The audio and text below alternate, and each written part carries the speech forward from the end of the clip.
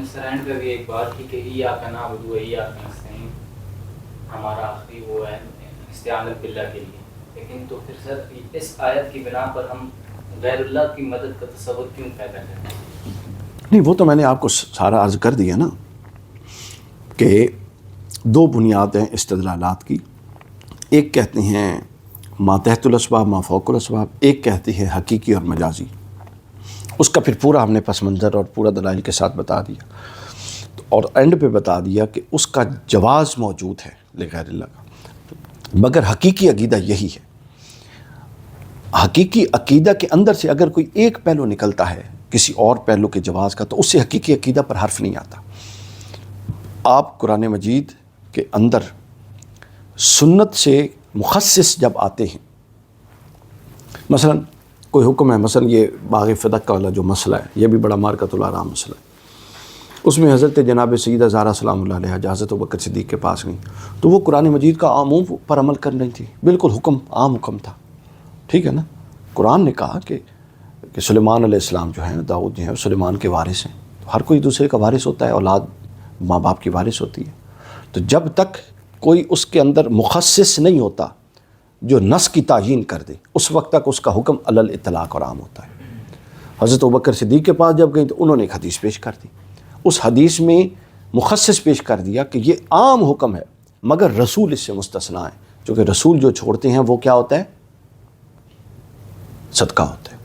تو جب مخصص آیا تو وہ مان گئی، بات ختم ہو گئی۔ تو اس طرح جب کسی ایک علی الاطلاق پہلو میں جس طرح یہ ہے کوئی جواز کی دلیل فراہم ہو جاتی ہے جو اس کی تخصیص ایک خاص حصے میں بعض شرائط کے ساتھ کر دیتی ہے، تو اس پر عام عقیدے پر اثر نہیں پڑتا، تو لہٰذا وہ بات اپنی جگہ پہ رہے گی۔ تفصیل آپ اس کو بے شک دوبارہ بار بار سنیں، چونکہ علمی بحث ہی تو آپ کو یہ سمجھ آ جائے گی۔ آپ نے ڈاکٹر کی مثال دی، آپ نے کہا اب وہ تو ہر صورت کسی صورت میں بھی مستعان حقیقی تو ہو ہی نہیں سکتا، کیا اس کے جو ہم الفاظ اس کے لیے استعمال کرتے ہیں وہ کوئی حقیقت نہیں رکھتے؟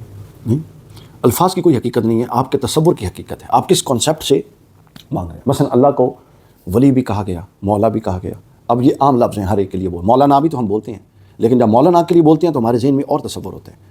اللہ کے لیے پڑھتے ہیں اللہ مولاہ والجبریل وصالح المومن، اللہ بھی مولا اور تصور، جبرائیل بھی مولا اور تصور، مومن بھی مولا اور تصور، علی بھی مولا اور تصور۔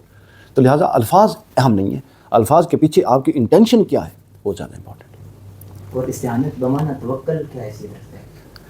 دیکھیں، استعانت جو ہے مدد مانگنا، یہ بمعنی توکل نہیں، بمعنی توکل اس کو نہیں لے سکتے۔ توکل میں وہ حقیقت کا پہلو آتا ہے، توکل ہے انحصار کرنا کسی پر، کسی کو اپنا وہ بنیاد قرار دینا کہ جس پر آپ کھڑے ہیں۔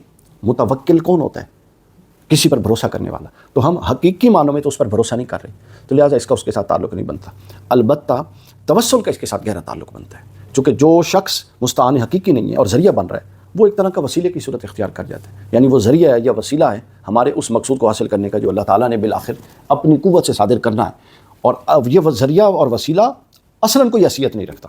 مثلا اللہ نے اگر زندگی نہیں دینی تو ڈاکٹر زور بھی لگا دے گا تو زندگی نہیں ملے گی، تو لہٰذا اس کی حیثیت مجازی ہی رہے گی، اصل نہیں ہو سکتی جب تک کہ اوپر سے عطا نہ ہو۔ اور آپ نے مثال دی قرآن سے جن کی، جنہوں نے تخت لایا، اب ایشو یہاں پہ انسانوں کا چل رہا ہے کہ جن دوسری مخلوق نہیں، ان کے لیے احکامات کی تو کیا جو اس موقف کے منکرین ہیں وہ جنوں سے مدد مانگنے کے قائل ہیں؟ بتائیے، جنوں سے مدد مانگنے کے قائل ہیں؟ بھائی انسانوں سے نہ مانگیں، جنوں سے مانگیں، وہ ہر غیر اللہ سے مدد مانگنے کے منکر ہیں، پہلی بات۔ اور دوسری بات یہ کہ اس میں جن کا بھی ذکر ہے اور انسان کا بھی ذکر ہے، جن سے تو بات کی، اصل کام تو انسان نے کی تھا، تو لہٰذا وہ زیادہ اس کے اندر قوت سے موجود ہے وہ چیز۔ جو علم نہیں رکھتے انہیں کیسے اس کی تقسیم کا پتہ ہوگا؟ وہ تو بس اسی وجہ سے تو سارا کچھ ہوا ہوا ہے۔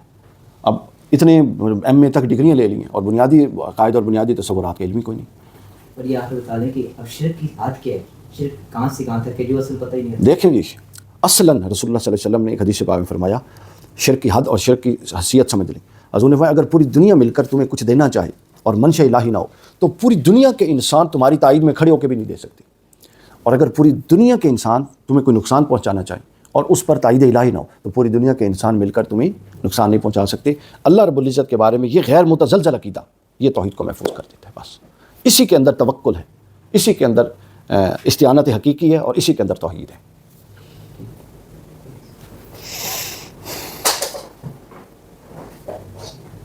یہ گرامیٹیکل کوشچن ہے کہ عربی گرامر میں آتا ہے کہ یا حرف نکاس کے اور بلانے والا نام جو آتا ہے، اور اگر دیکھا جائے کہ بھی معاشرے میں دیکھا جائے تو زیادہ تر یا غوث الاعظم یا مولا علی یا محمد اس طرح کہا جاتا ہے.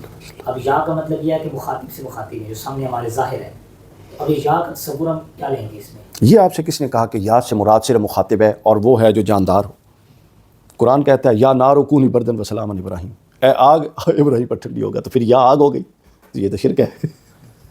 یا آگ ہے کہ نہیں ہے بتائیں؟ تو جب یا کا استعمال قرآن محدود نہیں کر رہا تو مولوی کیسے محدود کر سکتے ہیں؟ یا نار کونی بردن، ابراہیم علیہ السلام کو آگ میں ڈالا نا. ہیں حافظ صاحب یہ بیٹھے ہیں، پڑھیں گی پوری آیت. قلنا یا نار، ہم نے کہا اے آگ. یا نار، اللہ آگ کو یا کہہ رہا ہے. تو یا کہنا تو اللہ کی سنت ہے. اس کے اندر یہ کوئی اس بات کے یہ مسلکوں کی بنائی ہوئی چیزیں ہیں کہ یا کہیں گے تو اس سے شرک ہوگا، صیغہ خطاب ہے، ٹھیک ہے نا. اس کا محدود کر دیا، کچھ نہیں. قرآن جب نہیں کر رہا تو قرآن کے ہم پابند ہیں. اس کے ساتھ اس تصور کو نہیں جوڑا جا سکتا. اس تصور کا یعنی وہ جو ہے نا حقیقت، اس کا اس کے ساتھ کوئی تعلق. یا نار ہوا ہے پھر اللہ آگ کو مدد مانگ رہے کہ تو مہربانی کا ٹھنڈی ہو جا معاذ اللہ. یعنی اللہ آگ کو کہہ رہا ہے. اللہ حکم بھی ویسے بھی تو صادر فرما سکتا تھا. تو قرآن کے ہر جملے میں آپ پڑھیں الاتقان فی علوم القرآن ضرور پڑھیں، امام سیوطی کی، اور فوز الکبیر شاہ ولی اللہ کی الفوز الکبیر، اور اس کے بعد البرہان زرکشی، ان کے ضروری مباحث ضرور پڑھیں. انہوں نے بتایا کہ قرآن معجزہ ایسے نہیں کہتے، اس کے ہر حرف، ہر عبارت اور ہر ترکیب میں ایک اصول موجود ہے جو ہمارے لیے ہدایت ہے. تو قرآن ایسی ترکیب لا ہی نہیں سکتا جو ترکیب اصلاً تو باطل ہو اور قرآن اس کو اپنا رہا ہو. لا سکتا بتائیں؟ تو یا نارو ہے نا اس کے اندر، تو بس ختم ہو گئی گل. ایک اور سبھی جیسے اب شرح خواندگی کی جو مقدار ہے پاکستان میں بہت زیادہ ہے، ویسے اور دا ورلڈ بھی بہت زیادہ ہے. کم علمی کے باعث جو لوگ اس طرح کہہ دیتے ہیں کہ یار میری کی مدد قاسم بھائی نے میری مدد کی، یہ جملہ اس نے کہہ دیا ہے. قرآن میں آ گیا ان الشرک لظلم عظیم. اب یہ مدد کلی طور پہ میں اس کو اپنا مدد کرنے والا مان رہا ہوں، تو یہ تو پھر نہیں، وہ تو آپ کے تصور میں ہے نا. آپ اس کو اگر خدا مان کے مدد کر رہے ہیں تو شرک ہو جائے گا. آپ یہ سمجھ رہے ہیں کہ یہ یہی کر سکتے ہیں اور یہ اپنی قوت سے کر رہا ہے تو شرک ہو جائے گا، بالکل شرک ہو جائے گا. اور اگر یہ سمجھ کے کر رہے ہیں کہ ظاہرہ اس کو بھی تو کسی نے کچھ دیا ہے تو یہ اپنے دیے میں سے کر رہا ہے، تو آپ کا یہ کنسیپچول کلیئرٹی اس کا تعین کرے گی کہ یہ شرک میں فال کرے گا، یہ شرک میں فال نہیں کرے گا. جی کس پر؟ ہاں، یہ بالکل آپ کی تصور اور آپ کے اعتقاد پر کھڑا ہے کہ آپ کس کو کس نظر سے دیکھ رہے ہیں اور کس کے بارے میں کیا عقیدہ رکھ رہے ہیں. اب دیکھیں نا، رسول اللہ صلی اللہ علیہ وسلم کے ذریعے ہمیں ہدایت پہنچی. اب میں نے تو رسول اللہ کو نہیں دیکھا ظاہری آنکھ سے، ٹھیک ہے. اس کے بعد کتنے ائمہ محدثین کے بعد چلتے چلتے چلتے کتنی ہستیوں کے بعد ہم تک دین کے اسلام کی تعلیمات پہنچی. قرآن میں اللہ کہتا ہے کہ ہادی میں ہوں، سمجھے. پھر رسول اللہ صلی اللہ علیہ وسلم کا نام بھی ہادی ہے، اسم گرامی. تو ہادی تو یا اللہ کا رسول ہے، اور ہم میں براہ راست نہ اللہ نے کچھ دیا ہے، یعنی اس معنوں میں مادی حیثیت سے نہ رسول اللہ سے ملاقات ہوئی ہے. تو پھر آپ کیا سمجھیں گے؟ تو وہ اپنی اس شان کے اظہار کے مظاہر اور اس کے لیے ایک نظم اس دنیا میں بنایا گیا. تو اس نظم کو نظم ہی سمجھا جاتا ہے. اب یہ کوئی نہیں کہے گا جی میں نے تو ہدایت دینے والا، مجھے تو ہدایت دینے والے فلاں صاحب ہیں، یہ نہیں کوئی کہے گا. اور اگر کوئی کہتا ہے تو بالکل یہ واضح ہے، وہ اس حیثیت میں کہہ رہا ہے کہ اس کے ذریعے مجھ تک ہدایت آئی ہے.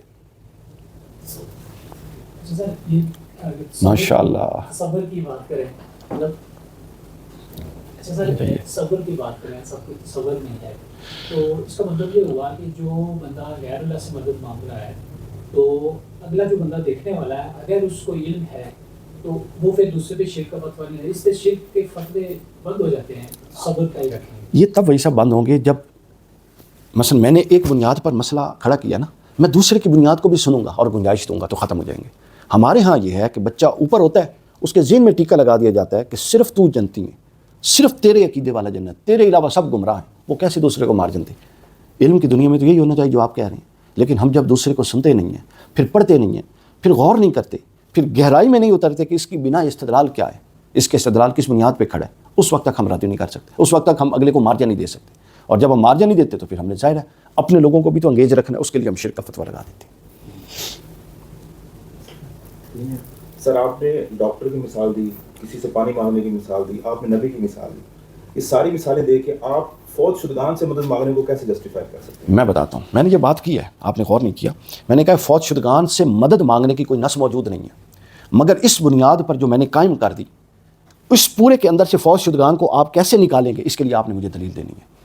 اور دوسرا میں نے نص بتا دی، تو آلریڈی نکل چکے ہیں. نہیں وہ نہیں نکل چکے. دوسرا میں نے بتا دی کہ رسول اللہ قرآن کی آیت ہے کہ جاؤ کا رسول کے پاس آؤ.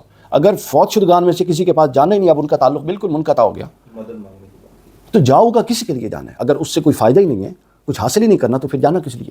کسی مقصد کے لیے جانا ہے، کسی فائدے کے حصول کے لیے جانا ہے. برکت کے اصول کے لیے جانا، یہ مدد کی صورتیں ہیں ساری. تو پھر قرآن کیوں کہتا ہے جاؤ؟ اس کا تعلق ختم ہو جانا چاہیے تھا. پھر اس اصول میں اس کو کیسے نکالیں گے؟ اصول تو یہی ہے. مثلا آپ ماتات الاسباب میں اگر حقیقی ظاہری کا فرق نہیں کرتے تو وہ شرک ہو جاتا ہے. تو ما فوق الاسباب میں اگر آپ حقیقی ظاہری کا فرق کریں تو وہ شرک نہیں ہوگا. آپ کہتے ہیں وہ ہوگا تو آپ بتائیں گے وہ کیسے ہوگا. میرے پاس تو کوئی دلیل نہیں ہے. تو آپ کے پاس کوئی دلیل ہے تو آپ بتائیں گے، اس کو پھر میں رد کر دیتا ہوں یا جواب دینے کی کوشش کروں گا. سر جیسا کہ آپ نے فرمایا کہ رسول اللہ صلی اللہ علیہ وسلم سے جو ہے اور یا اللہ فوج شدگان کا جو معاملہ ہے سر، اس میں جو فوج شدگان ہیں ان پہ تو ایسی کوئی دلیل نہیں ملتی کہ وہ فوت ہونے کے بعد ایسے مدد یا کوئی کام کر سکتے ہیں. لیکن رسول اللہ صلی اللہ علیہ وسلم پہ یہ ہمیں دلیل ملتی ہے قرآن سے کہ ان کی ظاہری حیات سے پہلے بھی اللہ نے قرآن میں فرمایا کہ اور یاد کرو نبی کے ٹھیک ہے، فرشتوں سے بھی فرمایا کہ آدم علیہ السلام کے بارے میں. لیکن فوج شدگان سے جب ہمیں یہ چیز نہیں ملی تو ہم ان سے یہ مدد کیوں مانگی ہے؟ نہیں مدد دیکھیں میں نے ابھی یہ بات وضاحت دی. فوج شدگان سے اصول ملتا ہے قرآن میں، کیوں نہیں ملتا؟ حضرت موسیٰ اور حضرت خضر کا واقعہ اٹھا رہے سمجھ آئیے. حضرت خضر نے جن کی دیوار تعمیر کی تھی، جنہوں نے کھانا بھی نہیں دیا، روٹی بھی نہیں دی، پانی بھی نہیں پوچھا، تو حضرت موسیٰ نے کہا کہ ان کی دیوار کیوں تعمیر کر رہے ہیں؟ تو حضرت خضر نے کہا کہ اس لیے کہ ان کا باپ صالح تھا، اور وہ جب مفسرین نے لکھا ہے وہ 7 پشتے اوپر ایک صالح بندہ گزرا تھا. اس کا لحاظ رکھتے ہوئے اب کوئی مدد کر. اب دیکھیں مدد کس نے کی؟ ظاہری بندہ جو فزیکلی موجود ہے. تو مدد کی وجہ کیا بنی؟ وہ بندہ جو فزیکلی موجود نہیں ہے. تو اگر وہ وجہ بن سکتا ہے اور شرک نہیں ہوتا تو وہ خود اگر تصور کوئی کرے، میں نے بتا دیا نص نہیں ہے، اور اس اصول سے اس کو خارج کرنے کے لیے دلیل چاہیے. اگر دلیل نہیں ہے تو ظاہر ہے وہ اس اصول میں داخل ہوں گے. اس لیے میں نے اس کی اصل حیثیت واضح کی کہ اس کو مستقل عقیدے کی حیثیت حاصل نہیں ہے. لیکن جو یہ کہتا ہے اور اس کو کنسیپچول کلیئرٹی ہے، اس کو مشرک بھی نہیں کہا جا سکتا.